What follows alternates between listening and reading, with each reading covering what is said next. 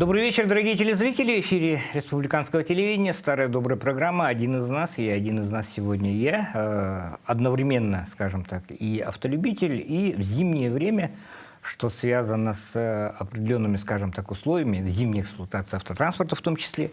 Но не вынужденно, а в последнее время с огромным удовольствием становлюсь пешеходом и пользователем общественного транспорта. И сегодня у нас в гостях руководитель департамента дорожной инфраструктуры и транспорта окружной администрации Эдуард Юрьевич Садовников. Здравствуйте, Эдуард. Здравствуйте. Ну, еще раз, в части того, что до последних буквально времен, да, вопросы все больше критические мы рассматривали там. И по части дорожного ремонта, и по части состояния дорог и так далее. Но объективно, я скажу, в последнее время дороги приводятся в соответствие. Если бы небольшой груз, вообще была бы, да, на самом деле. То есть не борьба, а упорядочивание движения больших грузов по нашим дорогам общего пользования. Ну, это работа постоянная и такая. И что я заметил в зимнее время? Давай начну как автолюбитель. Да? То есть езжу по своим делам на автотранспорте и так далее. И что мне понравилось? Понравилось то, что возьмем наш город. Все отмечают, что на Дальнем Востоке это уникальный город, где через 100 метров буквально можно встретить светофор. То есть светофор, 100 метров, светофор, 100 метров и так далее. Для автотранспорта в зимних условиях там старт-стоп, это, особенно в последних моделях, это не очень хорошо. Да? И что я заметил? Некоторые светофоры начали убирать. Вообще, что намечено в части светофоров и вообще регулирования транспортного потока с вашей стороны? Давайте мы нововведение послушаем. Тема у нас будет называться «Нововведение в транспортной схеме города Якутска». Давайте. Спасибо за вопрос. Ну, в целом, надо отметить, что мы уже 2 года назад привели в соответствие нормативные документы. То есть, да, был разработан проект организации дорожного движения города Якутска, а также комплексная схема организации дорожного движения города Якутска, в соответствии с которой должны устанавливаться те или иные дорожные знаки, в том числе светофорные объекты, там, где они или стоят, или не стоят. То есть мы это сейчас проводим работу, приводим в соответствие к этим нормативным правовым документам, в соответствии с установленными госстандартами. Помимо этого, также мы работаем над увеличением количества камер видеонаблюдения в рамках федеральной программы по оборудованию светофорных объектов, в целом перекрестков по городу Якутску, интеллектуальной транспортной системы. То есть, да, это что она себя представляет? Это система, которая позволяет регулировать светофорные объекты удаленно. Уже более 60 светофорных объектов на территории города Якутска ими оборудованы. То есть из скольки? Из порядка 200. Да, то есть 1/3 практически. Да, да. И эту работу мы ведем постоянно, системная работа выстроена. В прошлом году был создан соответствующий специализированный департамент дорожной инфраструктуры, в рамках которого был создан и отдел по ИТС, который регулирует, то есть анализирует дорожную обстановку на территории города Якутска, перенаправляет транспортные средства и уже меняет циклограмму светофорных объектов, режимы работы светофорных фаз. И в тестовом режиме мы уже с декабря прошлого года начали эту работу. Изначально мы попробовали объекты на улице проспект Михаила Николаева. Стоп, это автодорожная? Это, да, автодорожная. Это 5 светофорных объектов, начиная с перекрестка проспект Михаила Николаева, Красильникова, Чернышевского, заканчивая до поворота ДСК, то есть до ДСК. Да. Там установлены фазы светофора отрегулированы таким образом, что водитель попадает под зеленую волну при движении скорости 60 км в час. То есть если он двигается 60 км в час, он везде попадает на зеленый сигнал светофора. Тут-то я меньше, по-моему, заправляться стал, потому что у меня ежедневный маршрут с Покровского тракта очень часто с кольца еду в сторону Билмарта, бывшего и так далее. Да? То есть вот это на самом деле реально работает, да? Да. Зеленая волна. Да, реально работает. И это же от этого же не зависит тогда, что на каком расстоянии торчат светофоры, на самом деле дело их настройки, получается. Да, совершенно верно. Сейчас она работает в позитивной динамике, однако мы сейчас ожидаем весной наплыв транспортных средств и будем также анализировать в этот период, в летний период. После этого уже будем делать какие-то соответствующие выводы. Кроме того, в рамках Межведомственной комиссии по безопасности дорожного движения, в рамках обеспечения безопасности наших пешеходов, участников дорожного движения, мы ежеквартально заседаем совместно общественниками, госавтоинспекцией, с прокуратурой и решаем вопросы в части безопасности. И одним из вопросов в прошлом году было решение вопроса уменьшения количества ДТП, именно такого типа ДТП, как наезд на пешеходов на перекрестках. В этой связи ранее мы в 2024 году уже меняли в тестовом режиме перекресток Октябрьского, Юнского, где были поменены фазы светофоров.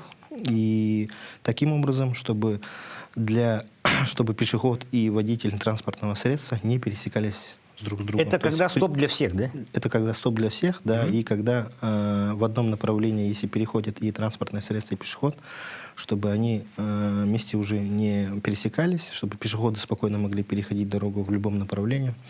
То есть эту работу мы провели тест, анализ. В принципе, она показала себя хорошо. С того момента, с 2024 года, как мы поменяли этот светофорный объект, фаза светофоров, доездов на пешеходов там не зафиксировано вообще, 0. А вот здесь вот на Октябрьского? Да, 0 ДТП с участием пешеходов, наезд на пешеходов.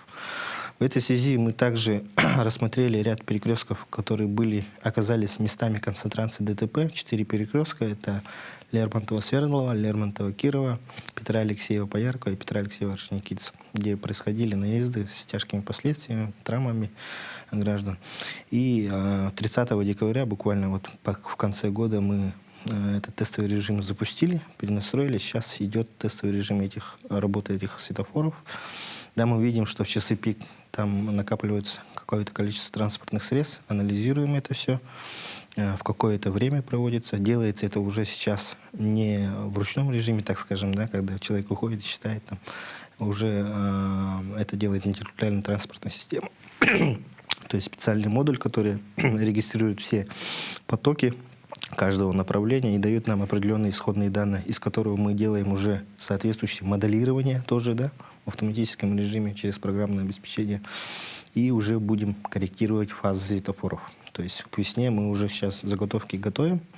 В целом планируем, если успешно пройдут эти светофорные объекты, мы снизим количество ДТП и количество пробок, мы планируем все светофорные объекты, основные в городе Якутске, все артерии, именно поменять фазы светофоров в таком режиме. Но водителям непривычно. Это мягко сказано, потому что в первые дни Нового года, да, поступали сигналы о том, что вот как раз упомянутые Петра Алексеева Орджоникидзе, да, там стояли, говорит, минут 20, пока там какой-то светофор, говорит, в странном режиме работает. Действительно, на каждом светофоре добавилось от 20 до 25 секунд, ожидания, да.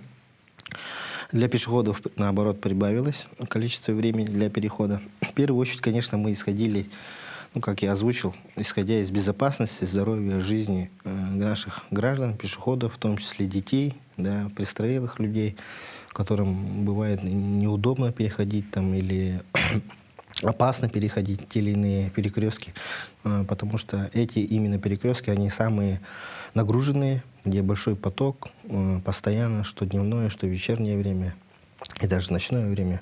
Поэтому, когда водитель, бывает, торопится, завершает маневр и так далее, пешеходы встречались. Были наезды на пешеходов, тяжелым последствиям. Все соответствующие ранее меры мы принимали по этим перекресткам в 2024 году и ставили камеры соответствующие, да, и рейдовые мероприятия проводили. Но эти меры исчерпали себя, поэтому вынуждены приходить уже более таким мерам существенным, так, по регулировке уже конкретного разделения пешеходов от автомобилистов. Эта практика работает и в других регионах успешно, в принципе. Поэтому мы думаем, что все вот сейчас и критику, мы все это фиксируем, конечно же, да, и ожидания длительные. И мы найдем золотую середину в этом плане к летнему периоду, отрегулируем светофоры. Ну и также мы хотим для автомобилистов, в принципе, настроить максимально зеленую волну для основных артерий, направлений. Это автострада 50 лет октября, это Лермонтова, проспект Ленина и так далее, по Яркому. В целом, для улучшения качества пропускной способности мы работаем не только в рамках наших таких регулировок светофорных объектов, но и в рамках капитального ремонта. То есть мы сейчас работаем в рамках капитального ремонта над увеличением значит, перекрестков, то есть добавляем туда поворотные полосы, как это было сделано на автостраде 50 лет октября. Появилась поворотная новая полоса на улицу Севастопольская. И, как мы замечаем, сейчас там пробок меньше стало по вечерам. Когда каждый вечер там очень большое количество машин было.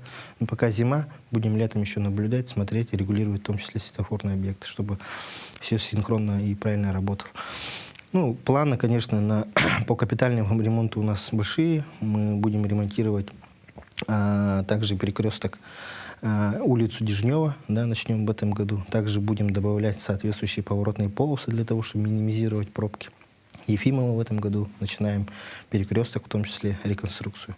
Также будут добавлены соответствующие поворотные полосы. И в целом политика будет вести, дорожная политика по увеличению таких добавления поворотных полос, поскольку мы понимаем, что застройка уже сложилась в городе Якутске, расширить дороги уже невозможно будет. Да? Во-первых, это дорого, и в некоторых местах очень узко, уже невозможно, дома застроены, поэтому работаем над тем, чтобы расширять перекрестки. В этом направлении будем работать. Упомянул Эдуард Юрьевич Ефимова, да? То есть дамба превращается в улицу, да? Да. Да. В этом году? Давно уже, так вопрос, Да. жители давно ожидают, поэтому в этом году начинаем. И перекресток будет такой, полноразмерный перекресток будет, да, проект уже есть. Не кольцо? Нет, не кольцо. Ага. То есть камнем преткновения же есть отношения с Якутск-Энерго служили, где пункт стоял, да? Да, действительно так. Работу мы провели с ними. В принципе, договоренность есть. Каких-то проблем сейчас больших не видим. То есть в 27-м году там будет полноценный настоящий перекресток? Да. Аллилуйя. Потому что вот бутылочное горлышко, да, хотя в сторону Маллона достаточно четырехполосная же дорога, да? Утренние часы из-за вот этих всех льготников и так далее, кто моду взяли возить детей на 203-й, да, там бедлам творится. И наличие третьей выходной линии, то есть Дмитриева, получается, в сторону Маллона, Ефимова, вот эти три выходные точки, я считаю, достаточно. Как обыватель, как человек, который каждый день пользуется этим направлением, будет очень-очень полезно. Вернемся к перекресткам. Да? Для меня, как для автолюбителя, было очень непривычно, когда, как в японской Шибуе, там, люди пошли кто куда. Да? То есть по диагонали, крестики-нолики, грубо говоря. Как люди, пешеходы, отнеслись вот к такой возможности, что можно пересечь перекресток теперь в любом направлении? Как думаешь? Мы уже прошли это, как я сказал, в 2024 году. Конечно, сначала непривычно, да, то есть мы даже где-то уже дислоцировались раньше офис у нас на Октябрьской, да, и мы как-то своим примером даже показывали, да, то есть как переходить на дорогу и так далее, да, можно переходить дорогу. Конечно, людям непривычно, особенно людям советского возраста, там, да, поэтому мы в этом году начнем соответствующие дорожные разметки делать. Да, для того, чтобы люди понимали. Такие переходные знаки? Да. Разметку, вернее. Разметки, да. Если тестовый режим все нормально у нас проходит, мы уже начнем разметки, утвердим разметки уже рисовать соответствующие, чтобы люди уже даже приезжие, наши гости, в том числе с районов, да, где нет такого транспортного большого потока, да, движения светофорных. Поэтому, чтобы было привычно для них, для понимания, визуально, чтобы люди понимали, что можно переходить дорогу так. То есть это мы будем делать. Я, кстати, забыл отметить, что в рамках улучшения в целом инфраструктуры, транспортной, да, пропускной способности, мы в том числе будем работать, параллельно уже работаем, ведем работу с запаркованностью транспортных средств. То есть, да, упорядочить в центральной части города, начнем с центральной части города. Живой пример проспект Ленина. В летний период машины заставляются, несмотря на дорожные знаки, несмотря на наши рейды, то есть меры принимаем и совместно с госавтоинспекцией эвакуируем транспортные средства, но все равно люди паркуются, то есть как попало, да. Поэтому, чтобы упорядочить этот момент, мы будем вводить платные парковки центральной части города, для того, чтобы уже была определенная какая-то система штрафов. Опять же, мы здесь не гонимся за какими-то финансовым там, обеспечением, средствами. Мы хотим просто дисциплинировать наших водителей для того, чтобы они в соответствии с правилами дорожного движения парковались и не затрудняли движение для других участников движения, в том числе общественного транспорта. Сейчас очень затруднительно по проспекту Ленина. Если неправильно машина хоть одна станет, то полоса уже теряется, автобус, большие автобусы, 10-метровые уже у нас, да, новые, поэтому им очень сложно маневрировать в больших потоках. Юбилейный, да? Да. Возле мэрии. Да, да. Очень, очень большая точка напряжения, потому что, да, реально, когда по правой полосе двигаешься, и там, извиняюсь, чья-то задница торчит, да, на 70 сантиметров, ну, ты вынужден на следующем ждать, пока перестроится и так далее. Ну, очень неудобно, на самом деле. И просто в лишний раз хотелось бы к сознательности наших граждан воззвать, да, то, что там параллельная парковка, извольте вставать так. Если места нет, ну, встань чуть подальше, там за мэрией, скажем так, свободных площадок огромное. Да, количество. забыл упомянуть.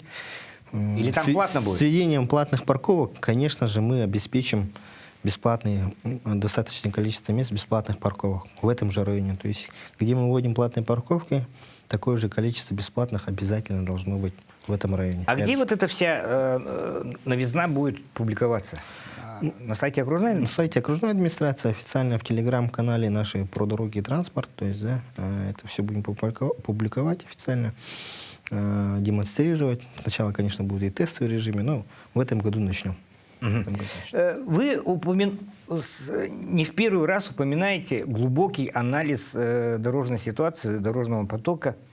А у вас аналитики сидят? То есть люди анализируют все-таки? Раньше, помнится, была тенденция такая, что отдавали аутсорсерам другие города даже, да, на анализ и так далее. А сейчас, я так понимаю, там не всегда люди сидят, анализируют, да? Ну, в целом, это называется, ну, как бы диагностика, да, дорог ежегодная. Согласно федеральному законодательству мы должны делать это ежегодно. Мы это делаем. У нас, как я озвучил, в прошлом году создан новый департамент, новые подразделения дорожные, которых никогда не было в городе Якутске создано. В том числе отдел по безопасности и сохранности дорог, да, дорожного движения.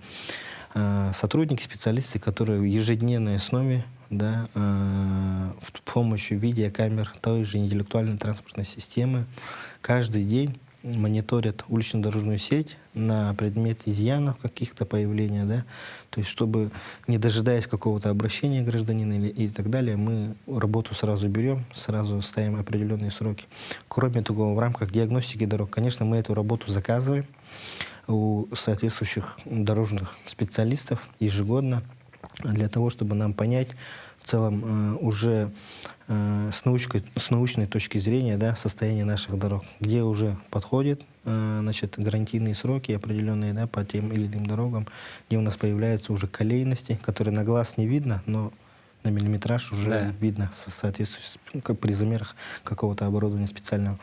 Поэтому эту работу мы тоже проводим, и в прошлом году мы эту работу провели, и нам уже сейчас известно, какие дороги нам ремонтировать. Исходя из этих данных, мы уже строим свои планы, корректируем свои планы, какие улицы нам нужно ремонтировать. Пример приведу, это мост.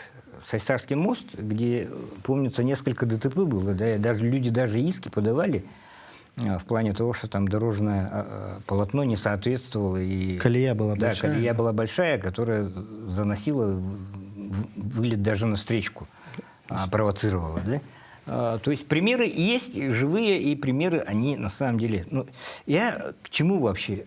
Искусственный интеллект применяете или нет? Искусственный, в том числе применяем, да, искусственный интеллект. В том числе. Так, обыденно руководитель департамента дорожной инфраструктуры и транспорта говорит, да, подключаем какие-то нейросети. То есть это становится нормой жизни. Я вот недавно диагностику автомобиля проводил с помощью искусственного интеллекта. Кстати, оказывается, логика такая есть хорошая. Вернемся к тому, что в зимнее время люди, которые пекутся о своих железных конях, иногда становятся пешеходами, пересаживаются на общественный транспорт. Я в вашем статусе впервые увидел вот эти новые красные автобусы. Да, вообще. Я использую часто очень маршрут 18. То есть там функционируют и пазики, и функционируют и епаковские автобусы. Да? То есть в пользу последних огромное такое 6:0, грубо говоря. Да? То есть просторно, удобно, тесно, не тесно. Все рассчитано. Там даже если стоишь, то стоишь не в напряг, не как селедки в бочке. Да? Ну, с новыми автобусами какое количество? Автопарк на что увеличивает? В целом, в этом году, да, у нас действительно знаменательный день произошел. Недавно совсем мы получили 50 новых автобусов. Большая, огромная работа проведена. Наша совместно с Министерством транспорта, правительством, при поддержке Арсения Сергеевича, главы города Якутска, удалось закупить эти 50 автобусов. Они, кстати, вот буквально уже завтра должны выйти, первые эти автобусы марки «Волгобас». Это новые автобусы, больше 10-метровые, да, то есть вместимостью по ГОСТу 64 человека, но можно и больше человек, да, конечно, усадить. Автобусы уже большого класса, низкопольные, специально в зимнем пакете, двойное остекление у них, дополнительные отопители, мониторы установлены соответствующие, да, для граждан специальные. То есть все предусмотрели. Сейчас последние настройки ведутся, уже завтра они буквально уже выйдут на маршруты, определенно уже постепенно выходим. Регистрационные действия у нас проходили вот все эти дни. В целом тенденция очень хорошая. Мы получили, в том числе в прошлом году, по поручению главы мы подали заявку от города Якутска в рамках национального проекта «Инфраструктура для жизни» закупки новых автобусов. И впервые нам было выделено федеральное финансирование на 3 года, то есть на этот год, на следующий и 28 год, на приобретение порядка более 60 автобусов еще, да, то есть мы сможем закупить 430 миллионов, свыше 430 миллионов нам выделено было. Сейчас мы эту ведем активную работу, и в этом году мы нацелились на не меньше 25 автобусов купить в этом году, да, и каждый год будем уже эти автобусы обновлять. Ну, напомню, что в 2022 году мы предприятие ЕПАК полностью обновили, то есть закупили весь автопарк автобусов для ЕПАКа, в том числе и для частников закупали автобусы. Позапрошлом году уже мы покупали автобусы в тестовом режиме марки «Волгобас», 19 штук, да, они чуть поменьше, но примерно так же выглядят, тестировали их в зимний период, они себя хорошо зарекомендовали, показали, были пару нюансов, с заводом-изготовителем мы отработали эти моменты. Ну, например, когда вот были такие сообщения, критика, автобусы новые, почему всегда грязные, да, то есть особенно весной было, да. Ну, конструкция колес была определенная там, да, арок была, что, ну, когда автобус заезжает в лужу, да, брызгает очень сильно и закидывает прямо до крыши. Сами мы мучились, и мы, ну, понимаете, что автомойки для автобусов не везде есть, да, то есть это все в ручном режиме где-то мылось, где-то как-то подсобными моментами такими. Поэтому этот момент мы усмотрели, с заводом переговорили, там, расширили арки, в заводе-изготовителе, другие колеса поставили, то есть, да, сейчас будем смотреть, должно меньше закидывать, то есть, да, ну, такие, ну, как бы мелочь, как бы, да, казалось бы, да, но в целом для такой обыденности, для нашей текущей в целом работы, для граждан, чтобы автобусы всегда были более чистые, особенно в весенний период у нас в городе Якутске, сложный период, чтобы они более-менее в нормальном виде находились. Ну и вот такие мелочи мы добавляем. Мониторы добавили в каждый автобус для того, чтобы там можно было информацию и по маршрутам дать, и по перекрытиям дорог, и об изменении схем движения, и по проезду. То есть какая-то информация. Были нарекания в части вот старые пазики заклеены, куча там объявлений, да, непонятно, что написано. То есть сейчас все будет нормально. То есть мы выстраиваем системную работу, да, это мы уже в 2021 году выстроили такой план определенный по нашей новой маршрутной сети в целом, да, и по этой дорожной карте идем, да. Нам осталось закупить совсем немного еще автобусов для того, чтобы в целом проблема общественного транспорта в городе Якутске вообще исчезла. Эти 50 автобусов, сразу скажу, будут распределены равномерно по 5 лотам. В прошлом году мы полностью поменяли муниципальный контракт, который не менялся там, грубо, с 90-х годов. Да? Поменяли муниципальный контракт, условия контракта, да? Разделили маршруты по 3 маршрута, по 5 лотам. То есть, да, как я ранее говорил, это, ну, рентабельный, менее рентабельный и совсем плохой маршрут, так скажем. Ну, не то, что плохой, не рентабельный, да, где маленький пассажиропоток. И по 5 лотам они будут распределены. Конечно, будем закрывать в первую очередь те критические моменты от населения, которые мы получаем, в том числе, да, это 5-й маршрут, 7-й маршрут, где в часы пик мы испытываем какие-то сложности определенные и так далее. И в целом будем смотреть сейчас пик, как она будет. Я думаю, проблема с перезаполняемостью автобусов она должна исчезнуть сама собой. Кроме того, мы в прошлом году ввели еще новый дополнительный маршрут, вообще новый тип маршрута, подвозной, да, в рамках нашей научной работы, которую мы проводили, да, в 2022 году. Номер 51П, да, это короткий маршрут, 10 километров всего, да, с порта едет, он проезжает через улицу Строителей, проезжает перекресток Жжаницкого, по Семену Данилова, по Петра Алексеева прямо едет и выезжает дальше уже на 203-й микрорайон. Короткий подвозной маршрут, 2 автобуса ездят по расписанию. Именно по расписанию создан для того, чтобы он... 51-й? 51-й На 202-й? На 203-й микрорайон. 203-й? Да. Это новый маршрут, он ездит по расписанию определенному, то есть, да, в удобном. Мы еще расписание будем корректировать. Сейчас получаем обратную связь от населения, когда им удобно, чтобы как часы ходил этот. Он придуман для того, чтобы создан поддержать те маршруты, которые ходят у нас, в том числе по Петра Алексеева, и в том числе для жителей 203-го микрорайона, которые хотят добраться до больницы, до областной, да, то есть областной больницы, Якутской городской второй больницы. То есть прямой у них маршрут будет, когда как они до этого могли только с пересадкой там или большим кругом туда объехать, проехаться. Поэтому такой короткий маршрут создан. В принципе, себя неплохо показывает. Пассажиропоток пока небольшой, но есть все-таки свои люди, да, и мы будем дальше это делать. То есть в этом году еще появится новый подвозной тип маршрута. У нас все-таки город расширяется, новые дома появляются, застройка, дома сдаются. Есть места, где автобус очень нужен, но пассажиропоток маленький, да. Конечно, все бьется в финансовую часть, экономику, да, для того, чтобы поддерживать маршрут и закупать в том числе новые транспортные средства, новые автобусы.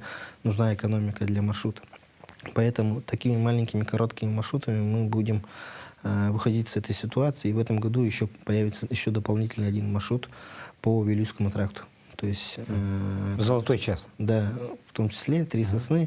То есть короткий маршрут. Схема пока не утверждена, но она в разработке. Есть 2 варианта. Я думаю, в скором времени мы придем к какому-то общему знаменателю с перевозчиками и этот маршрут запустим. Угу. Горькая пилюля, возросшая цена проезда на автобусе. Да? То есть 58 рублей – это уже реалии. Но я понимаю, что и инфляция, и все на свете, и налоговая нагрузка, которая возросла, да, не будем о ней сильно долго, потому что еще раз раздражает просто это. Но что делать? Так оно и есть. Это ежегодная наша работа, в самом деле, да, эта работа проводится, не только у нас в регионе, да, повышается тариф, это происходит во всех регионах, да, везде, где-то 2 раза даже, да, то есть у нас это, к счастью, 1 раз в год, то есть, да, перевозчики наши еще как-то терпят. Но в целом эту работу надо, все равно надо делать, да, конечно, негативные последствия есть, но надо продолжать делать, потому что время не стоит на месте, действительно, как вы сказали, все дорожает, то есть, да, перевозчикам нужно и заработную плату повышать, да, водителям, и покупать запасные части, тем более обслуживать новые автобусы, запчасти не такие дешевые, да, не как на пазиках, да, то есть, поэтому тут нужен такой серьезный подход, поэтому мы все это, и обновлять общественный транспорт в том числе нужно, поэтому мы, конечно, эту экономику посчитали, нашли такую золотую середину. Вообще, я так скажу, себестоимость, допустим, в городе Якутске перевозки одного пассажира, в среднем усредненном, там, у маршрута в 25 километров в одну сторону, там, стоит порядка 80-75 рублей, то есть, да, то есть, и мы не возим по себестоимости, да. По ЕПАКу, допустим, ну, условно, человека перевести с автовокзала до Катгалас, там 200 рублей стоит себестоимость, ну, то есть включая зарплату, бензин и так далее, топливо, да.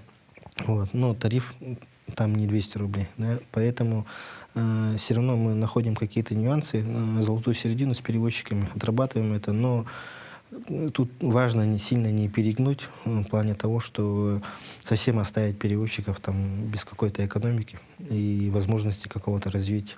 Наши перевозчики сейчас в целом и совместно с нами мы планируем и дополнительные заправки, то есть инфраструктуру делаем, да, дополнительные газовые заправки, потому что в летний период у нас одна проблема. Отопительный сезон заканчивается, газа меньше перерабатывается, поэтому есть нюансы с выходом автобусов. Поэтому над этим тоже работаем. Постройка заправки — это серьезное дело, поэтому и наши частные перевозчики, мы над этим работаем, и в скором времени уже появятся свои, свои базы с заправками, где мы эту проблему тоже решим. В целом мы работаем над улучшением качества, да, вообще имеется в виду интервалов движения, да, общественного транспорта. И здесь мы в прошлом году отработали со схемой движения городской, которая не менялась тоже также с 90-х годов.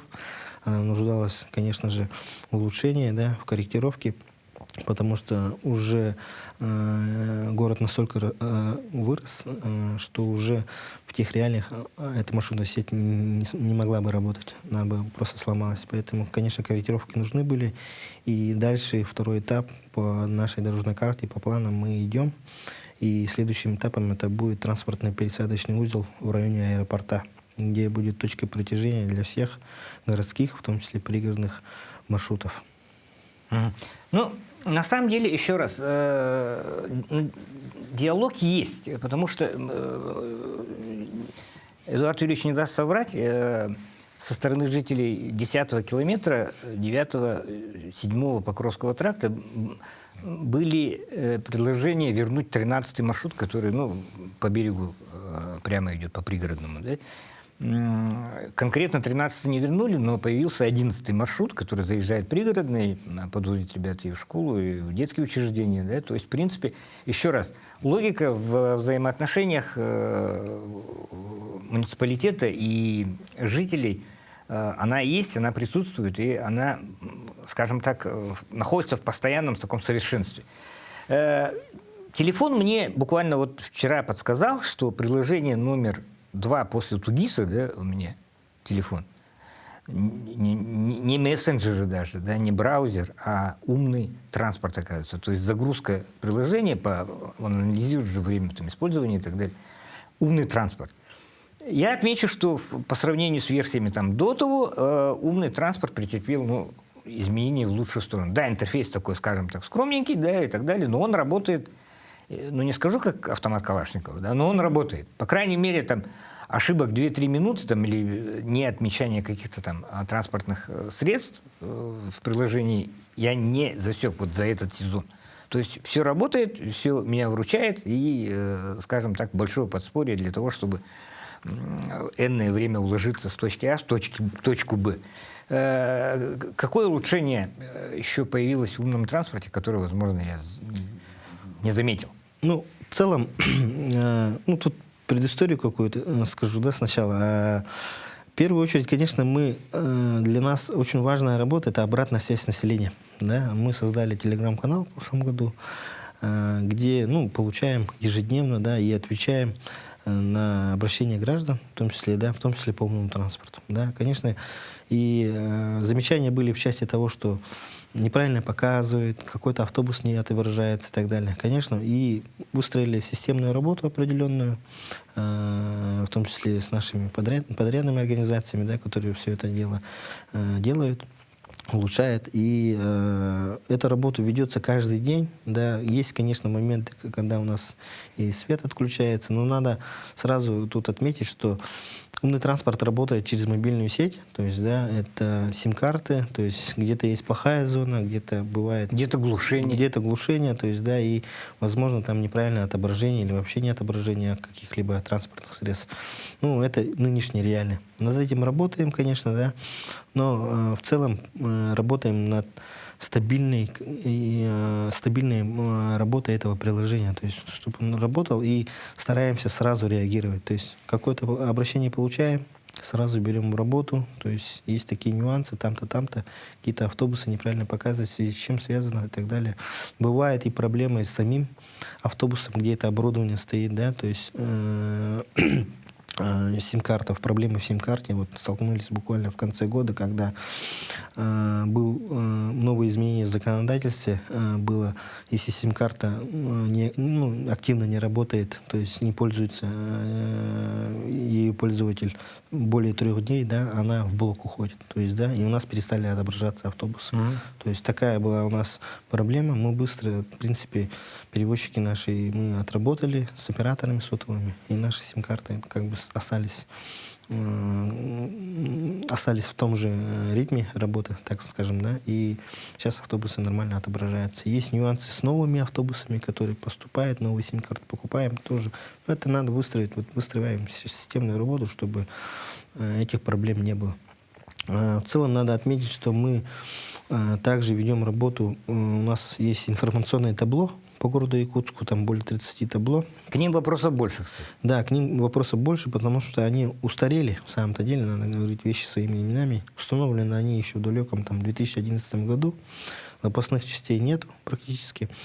Но мы их обслуживаем все равно, пытаемся ремонтировать. И начнем уже закупку новых табло, которые недорогие в обслуживании, и которые есть запасные части, на которых, вообще в целом России, будем их устанавливать. И уже мы корректировали наше техническое задание в рамках улучшения качества обслуживания пассажиров. Мы, как известно, каждый год строим теплые остановки.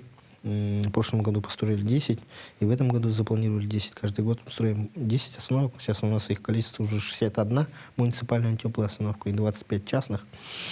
Вот. И в техническом задании мы уже предусматриваем сразу табло. То есть на теплой остановке, чтобы было сразу табло на улице. Табло, чтобы для горожан было более удобнее.